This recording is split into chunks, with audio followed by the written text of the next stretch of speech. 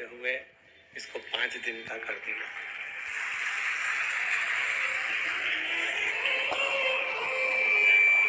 भाई प्रशासन को भी मालूम है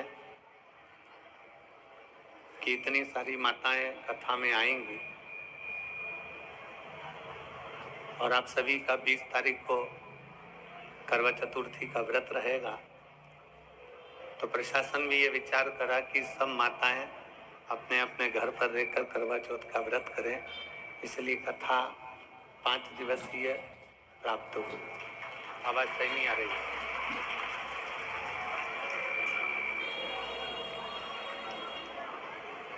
शिव महापुराण की कथा कहती है कि जितना समय जैसा समय मिले जैसा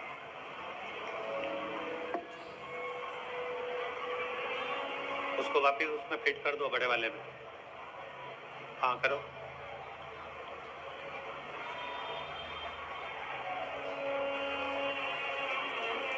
बड़े वाले में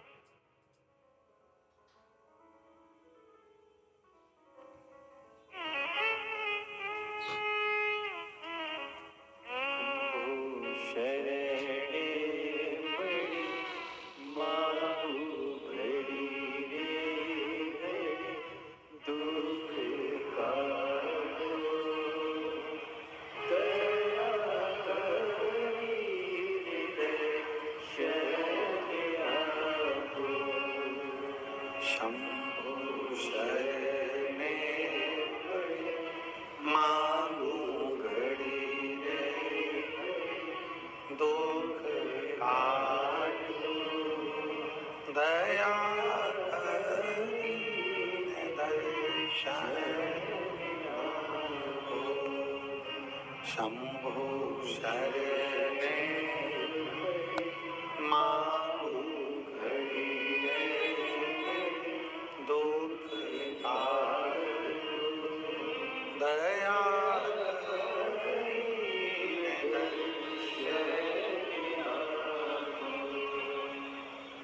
शरद पूर्णिमा का यह पवित्र पावन अवसर और भगवान शिव की अनुपम कृपा दया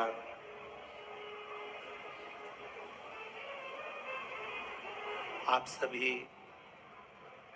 जिस कामना से, जिस भाव से इस पवित्र पावन शिव महापुराण की कथा को श्रवण करने के लिए बैठे हैं, भगवान देवाधिदेव महादेव से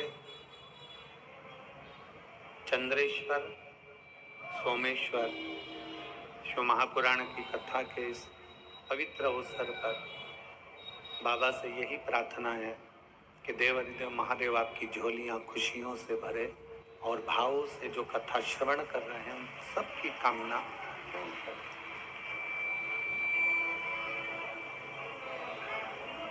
जिस शिव महापुराण को आप और हम श्रवण करने के लिए बैठे हैं, भगवान शंकर की विरल भक्ति को धारण करने के लिए बैठे हैं, ये कोई साधारण सा विषय नहीं है, ये कोई साधारण सी कथा नहीं है।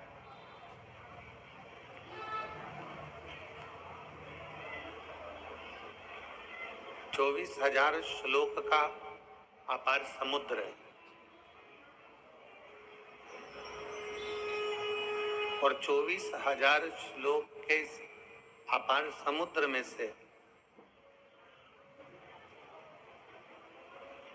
एक अक्षर भी, एक शब्द भी यदि हमारे भीतर उतर जाए, एक अक्षर भी हमारे अंदर आकर विराजमान हो जाए, तो ये मानकर चलो कि हमारा जीवन तो वैसे ही सार्थक होगा।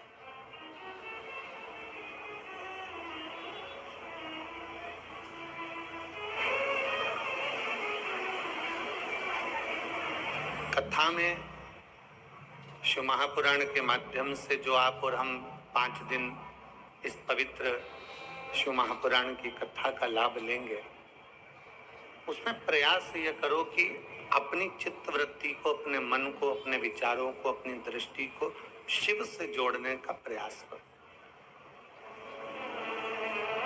भगवान शंकर से जोड़ने का प्रयास करो।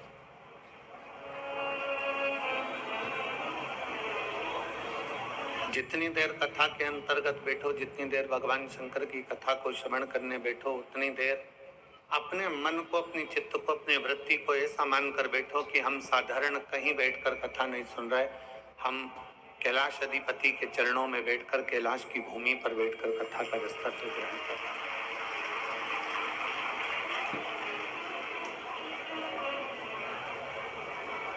कहते हैं सामने वाला व्यक्ति कैसा नजर आ रहा है ये आप पर निर्भर करता है। कौन व्यक्ति कैसा है यह आप पर निर्भर करता है। सामने वाला व्यक्ति अच्छा है कि बुरा है यह आप पर निर्भर करता है। उसका कारण केवल एक है, हम काले कलर का चश्मा लगाएं तो हमें सब काला नजर आएगा, हम पीले कलर का चश्मा लगाएं हमें सब पीला नजर आएगा, हम नीले कलर का चश्मा लगाएं तो हमको सब नीला नजर आएगा। हम जिस कलर का चश्मा अपनी आंखों पर लगाकर बैठते हैं सामने वाला व्यक्ति वही नजर आता है। उसी तरह हमारे अंदर क्या है, हमारा भाव क्या है, हमारी दृष्टि क्या है। आपका हृदय जितना निर्मल होगा, आपका हृदय जितना शुद्ध होगा, आपका चित्त जितना शुद्ध होगा, आपकी वृत्ति जितनी शुद्ध होगी, सामने वाला व्यक्ति आपको उतना शुद्ध नजर आएगा। और आपके अंदर अगर बहुत मल भरा होगा, आपके भीतर बहुत कपट भरा होगा, तो सामने वाला व्यक्ति भी कपटी नजर आएगा। ये आपके और हमारे ऊपर निर्भर करता है।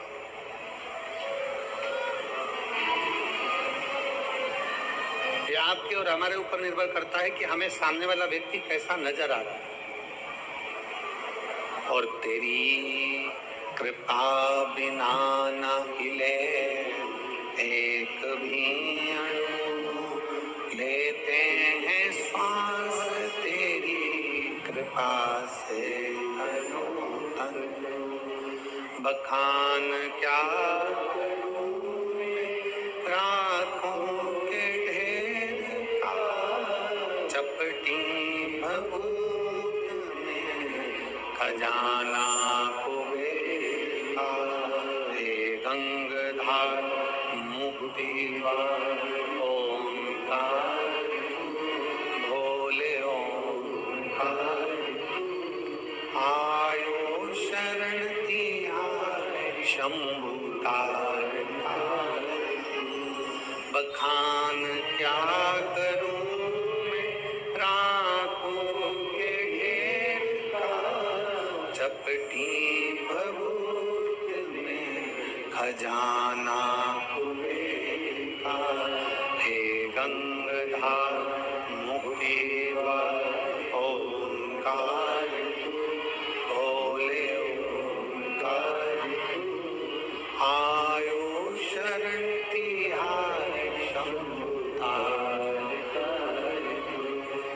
आपके भीतर कैसी आपकी दृष्टि है, आपका कैसा भाव है, आपके हृदय की कैसी निर्मलता है, आपके हृदय का कैसा चिदानंद है, आपकी मन वृत्ति कैसी है, उसके अनुसार आपको सामने वाला व्यक्ति दिखता है।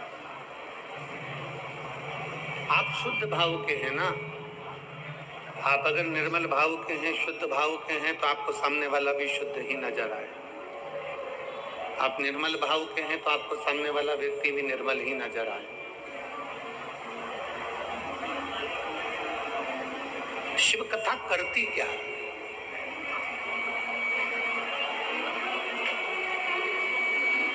आप इतने लाखों की संख्या में आए हो, पंडालों में जगह नहीं है,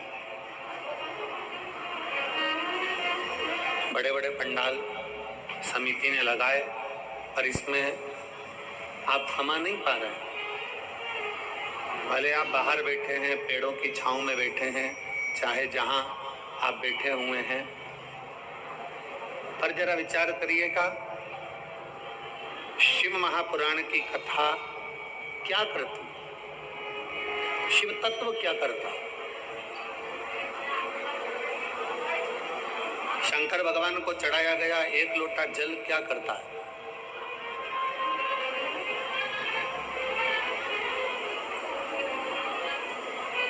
भगवान शंकर को समर्पित किया गया एक लोटा जल हमें क्या प्रदान करता है?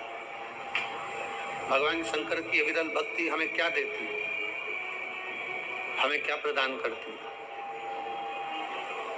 भगवान शंकर की अविरल भक्ति हमें क्या प्रदान कर देती है? शिव महापुराण की कथा कहती है, मान लो कोई बड़ी सी घटना घटने भी वाली हो ना, तो मेरे शंकर को चढ़ाया गया एक लोटा जल आपको वो बल प्रदान कर देता है कि दुख की घड़ी में भी आपको मुस्कुराना सिखा देता है। तो समझ लेना कि वो शिव को चढ़ाया गया एक लोटा जल, वो भगवान शंकर को चढ़ाया गया एक लोटा जल है, वो शिव को समर्पित किया गया एक लोटा जल है, जो हमको बल प्रदान करता है,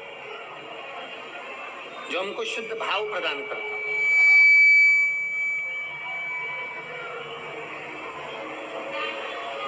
एक बड़ा सुंदर सा प्रसंग है शिव महापुराण का। एक राजा का बगीचा है, उस बगीचे में माली ने पपीता लगाया, सेब लगाया, अंगूर लगाया, एप्पल लगाया, आम लगाया, नारियल लगाया।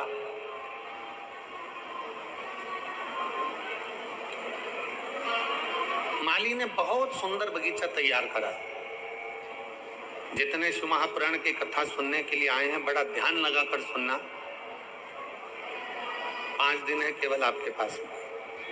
इन 5 दिन में भगवान की अविरल भक्ति कर कर इतनी झोली भर लेना कि भगवान भोलेनाथ आपकी झोली इतनी खुशियों से भर दे कि अगली कथा में आपका पत्र इस व्यासपीठ पर पहुंच जाए।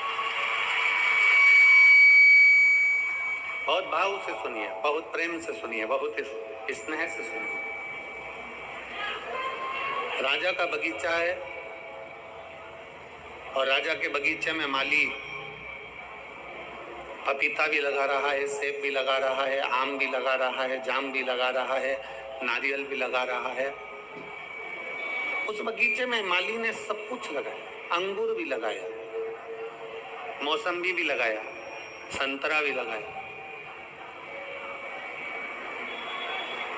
एक दिन राजा ने अपने माली के पास सूचना पहुंचाई कि तुझे इतने दिन हो गए, कई समय निकल गया तेरा और तू मेरे राजघराने में माली मेरे बगीचे से कोई फल लेकर नहीं आया। जाओ माली के पास सूचना करो कि बगीचे से फल लेकर आ। सूचना दो माली को। माली को सूचना मिली, माली भगवान शंकर के मंदिर में, देवादिदेव महादेव के मंदिर में झाड़ू लगा रहा था।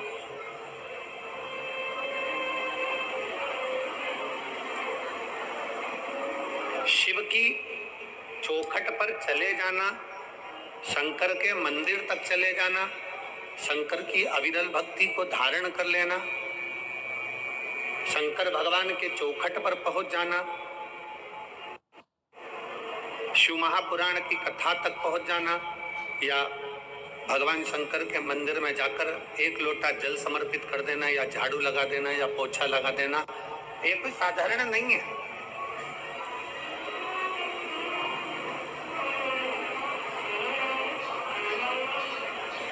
इसको सहज ना समझे आप। शिव के मंदिर में अगर आप एक लोटा जल चढ़ाने के लिए जा रहे हैं, शंकर के मंदिर में अगर आप पहुंच रहे हैं, शिवालय में आप पहुंच रहे हैं, शिव महापुराण की कथा में यदि आप पहुंच रहे हैं, तो ये ना सोचिएगा कि आप पहुंच रहे हैं। किसी के घर की शादी में जब जाते हो आप, जब उसका निमंत्रण आता है, उसी तरह शिव महापुराण में या शंकर के मंदिर तब जाते हो जब उसका निमंत्रण आता है।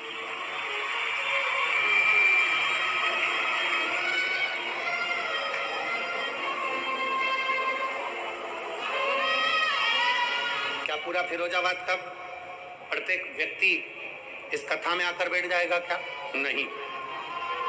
मैनपुरी का, आगरा का प्रत्येक व्यक्ति इस कथा में आकर बैठ जाएगा क्या? नहीं। फिरोजाबाद के पूरे आसपास के गांव के व्यक्ति कथा में आकर बैठ जाएगा क्या? नहीं। क्यों नहीं बैठता? भगवान भोलेनाथ अपनी कथा में, भगवान शंकर अपने मंदिर में, भगवान शिव अपने शिवालय में उसी को बुलाता है जिसका हाथ पकड़कर उसको पार लगाना होता है।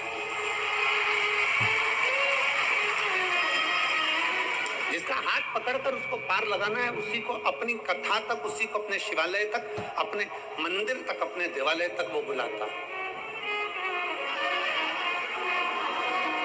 और मैंने तेरे ही भरोसे बाबा, तेरे ही भरोसे हवा बिच उड़ती जावांगी बाबा, डोर हथों छड़ी ना निकटी जावांगी भोले, मैं तेरी कदम शंभो में।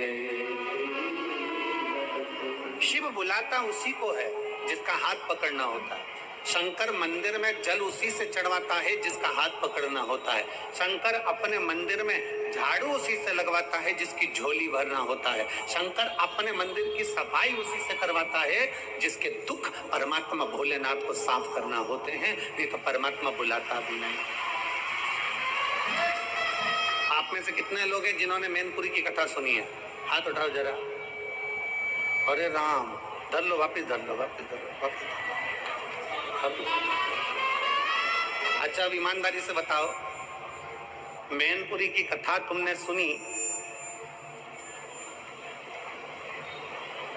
जैसे चींटी को मालूम रहता है ना कि शक्कर के डब्बे में शक्कर है तो चींटी डब्बे की ओर जाती है। तुमने मैनपुरी की कथा सुनी होगी और भोलेनाथ ने तुमको कुछ ना कुछ तो दिया होगा, तो तुम फिरोजाबाद कथा सुनने आए हो, नहीं तो तुम आते क्या? तुम दूसरी बार आते और बल्कि तीसरे से कहते थे जाना मत ही, क्यों जा रहे हो, फालतू के समय बर्बाद कर रहे हो, क्यों पहुंच रहे हो, क्या करोगे जाकर, क्या करना अपने को, नहीं जाते। पर वो घड़ी है जिसके मंदिर में जाकर हम एक लोटा जल चढ़ा रहे हैं, जिसके मंदिर में जाकर हम झाड़ू लगा रहे हैं, जिसके मंदिर में पहुंचकर हम पोछा लगा